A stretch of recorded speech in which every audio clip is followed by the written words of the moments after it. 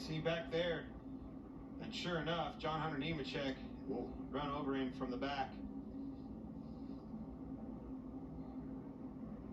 Round it went, right up into the traffic of other cars.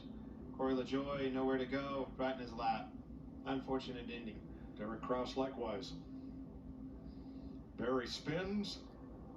Zane Smith hard on the brakes, avoids serious contact as he gets into Logano.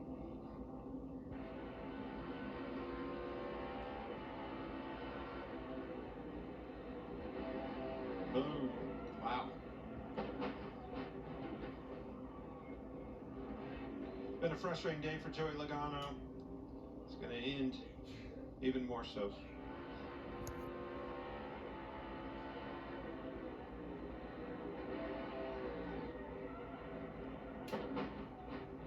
My goodness. I mean, that was a hard hit, but he got a pretty hard shot from Nemechek. He got a hard shot from Nemechek that started all that. But those are massive shots when you're inside the car.